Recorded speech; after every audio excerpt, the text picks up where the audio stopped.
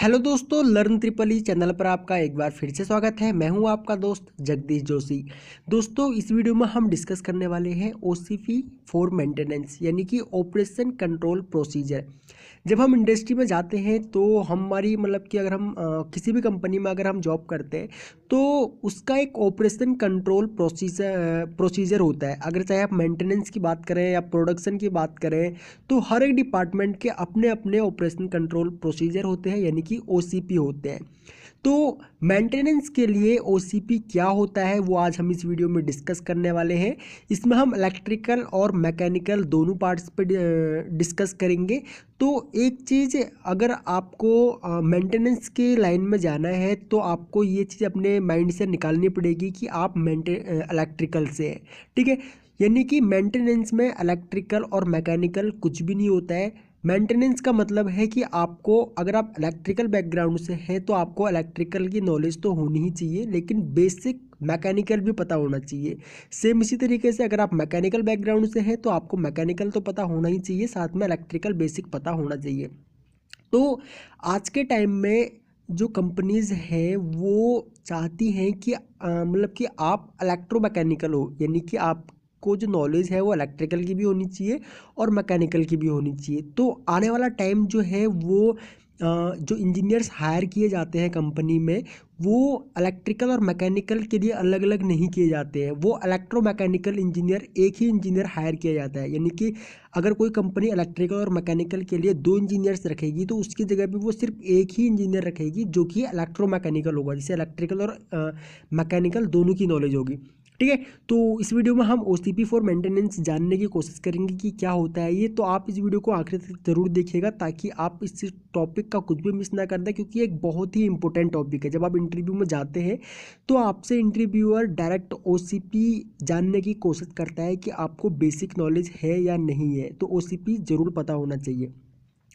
तो अगर हम ओसीपी की बात करें तो सबसे पहले देखिए, ऑपरेशन कंट्रोल जो हमारा प्रोसीजर होता है उसमें हम जो चीज़ ध्यान में रखते हैं वो पहला ही पॉइंट है इसमें हमारा, कि किसी भी मशीन का मेंटेनेंस करने से पहले उस मशीन की मेन सप्लाई को ऑफ कर देना चाहिए और जो है सप्लाई ऑन ना करने का साइन बोर्ड लगा देना चाहिए, ठीक है। अगर आप किसी भी मशीन पे काम कर रहे हैं तो उस मशीन की आप मेन सप्लाई पहले ऑफ करेंगे और वहाँ पे एक साइन बोर्ड लगाएंगे बाकायदा, ठीक है। और उस पर लिखा होगा कि आप उस पर कुछ भी लिख सकते हैं कि सप्लाई बंद मतलब चालू ना करें, या फिर कुछ भी मतलब कि सप्लाई ऑन ना करने का साइन बोर्ड वहाँ पे लगा दें, ताकि कोई भी मतलब कि इंसान उस स्विच को ऑन ना कर दे। जब आप मशीन पे काम कर रहे हो तो कोई भी इंसान उस मेन सप्लाई को ऑन ना कर दे, ठीक है। तो वहाँ पे साइन बोर्ड लगाना बहुत ज़रूरी होता है। दूसरा है, मशीन का कोई भी स्पेयर बदलने के बाद उस स्पेयर को चिन्हित डस्टबिन में डालें। यानी कि हर एक, अब देखिए इलेक्ट्रिकल और मैकेनिकल के दोनों स्पेयर होते हैं जब हम मेंटेनेंस करते हैं। तो उस केस में क्या होता है कि उस केस में हमें इलेक्ट्रिकल का स्पेयर जो है वो अलग डस्टबिन में डालना होता है, और मैकेनिकल का जो स्पेयर जो होता है, ख़राब स्पेयर जो होता है, उसको हमें अलग डस्टबिन में डालना होता है, ठीक है। तो इस चीज़ का हमें ध्यान रखना चाहिए। दूसरा है कि मशीन में लुब्रिकेशन और ग्रीसिंग करते समय हमें इस बात का ध्यान रखना चाहिए कि लुब्रिकेशन और ग्रीस हमारा फर्श पे ना गिरे, क्योंकि फर्श पे गिरने के बाद क्या होता है कि वो सेफ्टी, जो हम सेफ्टी लेके चलते हैं अपनी इंडस्ट्री में कि भाई सेफ्टी हमारी बनी रहे, तो वो सेफ्टी को डिस्टर्ब करती है, ठीक है। तो अगर लुब्रिकेशन या ग्रीस अगर फर्श पे पड़ा होगा तो किसी का अगर उस पर पाँव पड़ेगा तो वो फिसल के वहाँ पे एक्सीडेंट होने के चांसेस बढ़ जाते हैं। इसी तरीके से नेक्स्ट टॉपिक है हमारा, मशीन में अगर हाइड्रोलिक पाइप खोलना हो तो पहले नीचे एक खाली ट्रे रख लेनी चाहिए ताकि ऑयल जो है वो फर्श पर ना गिरे। सेम इसका भी सेम यही है कि हमारी जो सेफ्टी है, सेफ्टी इफेक्ट ना हो, इसलिए हमें ध्यान रखना चाहिए कि किसी भी तरीके का कोई भी ऑयल, चाहे वो हाइड्रोलिक हो, लुब्रिकेशन हो, किसी भी तरीके का अगर कोई भी ऑयल है तो वो फर्श पर नहीं गिरना चाहिए। उससे पहले हमें नीचे खाली ट्रे लगा देनी चाहिए। अगर ऑयल नीचे गिरता है तो वो ट्रे पे गिरे, ना कि फर्श पे गिरे। उसके बाद नेक्स्ट टॉपिक है हमारा, मशीन में अगर कोई वायर लूज़ है तो उसको हमें टाइट करना चाहिए। अगर कोई वायर हीट हो गई है, यानी कि लूज़ कनेक्शन की वजह से अगर कोई वायर हीट हो गई है तो हमें उस वायर को चेंज कर देना चाहिए। और अगर कोई वायर का इंसुलेशन हटा हुआ है तो उसे हमें तुरंत इंसुलेट करना चाहिए, ठीक है। उसके बाद अगर हम हेल्थ सेफ्टी एंड इन्वायरमेंट की अगर हम बात करें तो इसमें जो हमारे पॉइंट जो आते हैं वो है कि हमेशा कार्य के अनुसार सुरक्षा उपकरणों का प्रयोग करना चाहिए। यानी कि अगर हम किसी ऐसे एरिया में काम कर रहे हैं जहाँ पे बहुत ज़्यादा नॉइज़ होता है तो वहाँ पे हमें एयर प्लग का यूज़ करना चाहिए। अगर हमें कहीं पे अगर कहीं वेल्डिंग हो रही है, वेल्डिंग वाले प्लांट में अगर हमें जाना है तो वहाँ पे हमें मास्क और सेफ्टी गॉगल्स का यूज़ करना चाहिए। तो इसलिए मतलब काम के अनुसार ही हमें सुरक्षा उपकरणों का इस्तेमाल करना चाहिए। नेक्स्ट टॉपिक है किसी भी तरह का ख़राब इंसुलेशन हटा हुआ इलेक्ट्रिकल टूल इस्तेमाल नहीं करना चाहिए और ना ही ऑयल या ग्रीस लगा हुआ टूल इस्तेमाल करना चाहिए। सबसे पहली चीज़ तो यहाँ पे ये है कि अगर आपके किसी इलेक्ट्रिकल टूल का इंसुलेशन हटा हुआ है तो आप उस टूल को यूज़ नहीं करेंगे। दूसरा, अगर आपके किसी सही टूल पर भी ऑयल या ग्रीस लगा हुआ है, चाहे वो इलेक्ट्रिकल टूल हो या मैकेनिकल टूल हो, किसी भी तरह का टूल हो, आप उस टूल को यूज़ नहीं करेंगे क्योंकि उसमें हाथ फिसलने के चांसेस रहते हैं और वहाँ पे आपका एक्सीडेंट हो सकता है। ठीक है, तो पहले आप टूल को साफ़ करेंगे और उसके बाद ही आप जो है वो उस टूल को यूज़ करेंगे। नेक्स्ट जो स्टेप है हमारा वो है कि मशीन पर काम करते समय ध्यान रखना चाहिए कि ऑयल, कूलेंट या ग्रीस फर्श पर ना गिरे, जो कि हमने पहले ही डिस्कस किया था, ताकि हमारी सेफ्टी इफेक्ट ना हो। नेक्स्ट टॉपिक है मशीन के किसी भी रोटेटिंग पार्ट को नहीं छूना चाहिए क्योंकि वो बहुत ही डेंजरस हो सकता है। अगर मशीन रनिंग स्टेज पे है तो वहाँ पे आपको मशीन का कोई भी जो रोटेटिंग पार्ट है उसको नहीं छूना चाहिए और कोशिश करनी चाहिए कि मशीन का जो भी मूवेबल पार्ट है, जो भी रोटेटिंग पार्ट है, उसको कवर करने की कोशिश करनी चाहिए कि हम उसको किसी सीट से या किसी भी जाली से हम उसको कवर कर दें, ताकि अगर कोई चाह के भी अगर उस रोटेटिंग पार्ट को छोड़ने की कोशिश करे तो वो उसको मतलब उसकी पहुंच तक वो ना जा पाए। नेक्स्ट जो पॉइंट है वो है कोई भी इलेक्ट्रिकल पॉइंट को खुला नहीं छोड़ना चाहिए। अगर खुला है तो उसे तुरंत इंसुलेट करना चाहिए। ठीक है, ताकि उस खुले हुए इलेक्ट्रिकल पॉइंट पे अगर कोई गलती से हाथ लगाते तो उसको शॉक ना लग सके, या अगर वो पॉइंट अगर मशीन की बॉडी पे या किसी अदर कहीं पे भी अगर टच होता है तो कोई किसी भी तरीके का कोई भी शॉर्ट सर्किट ना हो। हम मशीन को भी बचाना है, खुद को भी बचाना है, तो इसलिए हमें मशीन का भी ध्यान रखना चाहिए और खुद की सेफ्टी का भी ध्यान रखना चाहिए। नेक्स्ट स्टेप है हमारा मशीन में किसी भी तरह की कोई भी सेफ्टी बाईपास नहीं करनी चाहिए। मान के चलिए हमने कोई इमरजेंसी स्विच लगा रखा है या फिर हमने कहीं पे इंटरलॉकिंग कर रखी है इलेक्ट्रिकल कनेक्शंस में, तो हमें वहाँ पे वो बाईपास नहीं करना चाहिए क्योंकि वो बाईपास करने का मतलब ये है कि हम सेफ्टी जो है उस मशीन की या फिर उस मशीन पे काम करने वाले ऑपरेटर की सेफ्टी के साथ हम उसकी सेफ्टी ख़त्म कर रहे हैं एक तरीके से। तो और सेफ्टी जो होती है वो सिर्फ इलेक्ट्रिकली नहीं होती है, मैकेनिकल भी हम कई तरीके की सेफ्टी यूज़ करते हैं मशीन के अंदर। तो हमें किसी भी तरीके की कोई भी सेफ्टी बाईपास नहीं करनी चाहिए जो कि बहुत ही डेंजरस हो सकता है। ऑयल लगे हुए कपड़ों को अलग रखना चाहिए। नेक्स्ट इसका पॉइंट है कि ऑयल लगे हुए जो कपड़े हैं उन्हें हमें अलग रखना चाहिए और काम ख़त्म होने के बाद उन्हें तुरंत डस्टबिन में डालना चाहिए। नेक्स्ट जो पॉइंट है वो है मशीन में कहीं पर भी hydraulic oil, lubrication oil, coolant या एयर लीकेज नहीं होना चाहिए। अगर लीकेज है तो उसे तुरंत ठीक करना चाहिए क्योंकि ये लॉसेस होते हैं। अगर कहीं पर भी हमारा हाइड्रोलिक और लुब्रिकेशन, कूलेंट या फिर एयर कहीं पर भी अगर लीकेज है तो इट मीन्स हम जो है वो लॉसेस हो रहे हैं। तो हमें इन लॉसेस को ख़त्म करने के लिए तुरंत जो लीकेज हो रहे हैं इनको तुरंत ठीक करना चाहिए।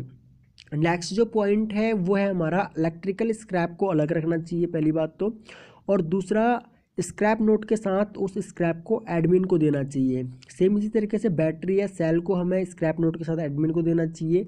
मैकेनिकल स्क्रैप को स्क्रैप नोट के साथ एडमिन को देना चाहिए। और गैस वेल्डिंग में अगर लीकेज है तो उस लीकेज को तुरंत ठीक करना चाहिए। अगर हम कहीं पे गैस वेल्डिंग कर रहे हैं तो गैस वेल्डिंग के केस में अगर पाइप में अगर कहीं पे लीकेज है तो उस लीकेज को तुरंत ठीक करना चाहिए।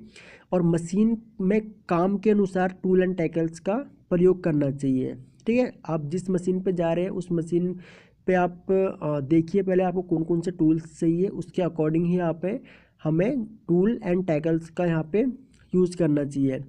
नेक्स्ट जो पॉइंट है हमारा वो है कि सीएनसी मशीन के सर्वो सिस्टम या मशीन का कोई भी भाग जो इलेक्ट्रिकल एनर्जी स्टोर करता हो, ठीक है, तो या फिर जिन मशीनों में हाई वैल्यू के कैपेसिटर लगे हुए हों उन मशीनों की हमें मेन सप्लाई पहले ही 15-20 मिनट पहले ही ऑफ कर देनी चाहिए, ताकि उस मशीन में जो इलेक्ट्रिकल एनर्जी जो स्टोर हो रखी है वो डिस्चार्ज हो सके। क्योंकि कई बार क्या होता है कि सीएनसी मशीन के जो सर्वो सिस्टम होते हैं उनमें अंदर कैपेसिटर लगे होते हैं, वो चार्ज रहते हैं।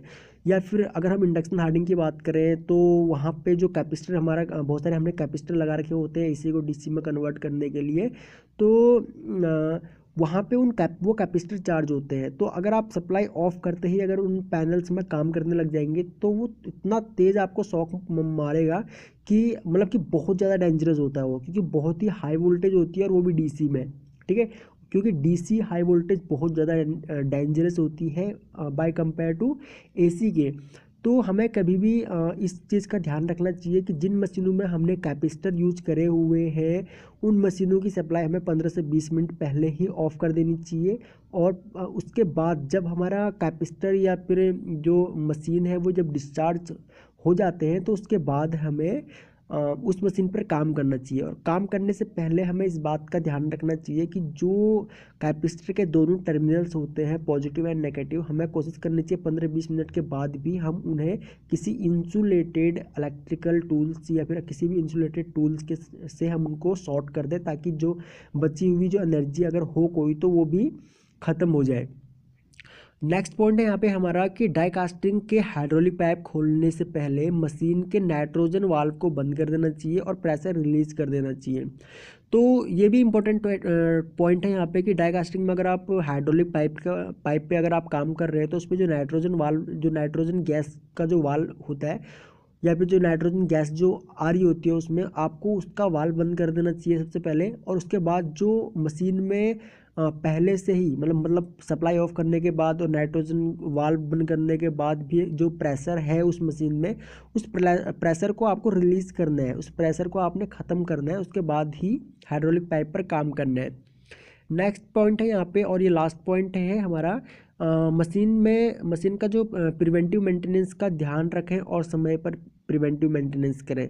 तो प्रिवेंटिव मेंटेनेंस एक शेड्यूल मेंटेनेंस होता है हमारा। जिस तरीके से हम अगर कोई मार्केट से नई बाइक खरीदते हैं तो बाइक खरीदने के बाद कंपनी हमें मतलब कि एक कंपनी का जो किलोमीटर का हिसाब होता है कि भाई आप 1000 किलोमीटर चलाने के बाद आपकी पहली सर्विस होगी। उसके बाद 1500 जब आपके किलोमीटर आपकी बाइक चल जाएगी तो उसके बाद आपका दूसरा सर्विस होगी।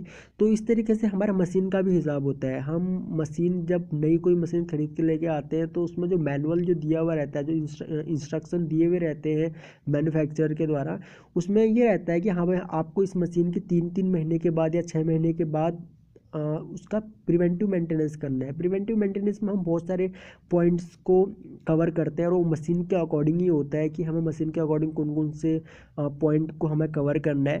तो ये जो सारी चीज़ें हैं जो हमारा यहाँ पे हमने इस टॉपिक में आज डिस्कस किया, जो हमारा ऑपरेशन कंट्रोल प्रोसीजर है, ये बहुत ज़्यादा इम्पोर्टेंट है। और किसी भी मशीन पे काम करने से पहले या मेंटेनेंस डिपार्टमेंट में अगर आप जानने कि मतलब कि इच्छा रखते हैं, जाना चाहते हैं, तो आपको ओसीबी पता होना चाहिए। ठीक है, तो आई होप कि आपको ये वीडियो पसंद आई होगी और इस वीडियो में डिस्कस किए गए सभी पॉइंट्स आपको पसंद आए होंगे और आप ध्यान रखेंगे इन सभी चीज़ों का, क्योंकि आने वाले टाइम में जब आप मेंटेनेंस डिपार्टमेंट में जाएंगे या अगर आप मेंटेनेंस डिपार्टमेंट में हैं तो आपको ये सारे पॉइंट्स पता होने चाहिए। ठीक है, क्योंकि इंटरव्यू में अक्सर पूछा जाता है कि ओसीबी क्या होता है, तो आपको ये सारी चीज़ें पता होनी चाहिए। तो अगर आपको ये वीडियो पसंद आई तो आप इस वीडियो को लाइक करके हमारा मनोबल बढ़ा सकते हैं और आप हमें कमेंट करके ज़रूर बताएं कि आपको ये वीडियो कैसी लगी। आप अपने फ्रेंडों में भी इस वीडियो को शेयर कर सकते हैं ताकि उनको भी ओसीपी के बारे में पता लग सके। अगर आप इस चैनल पर न्यू हैं तो आप इस चैनल को सब्सक्राइब कर लीजिए और बगल में जो बेल आइकॉन है उसे ऑन कर लीजिए ताकि आप हमारी सभी न्यू वीडियोज़ का नोटिफिकेशन लगातार आपको मिलती रहे। ओके गाइस, तो थैंक्स फॉर वॉचिंग। जल्द मिलते हैं अपनी नेक्स्ट वीडियो में।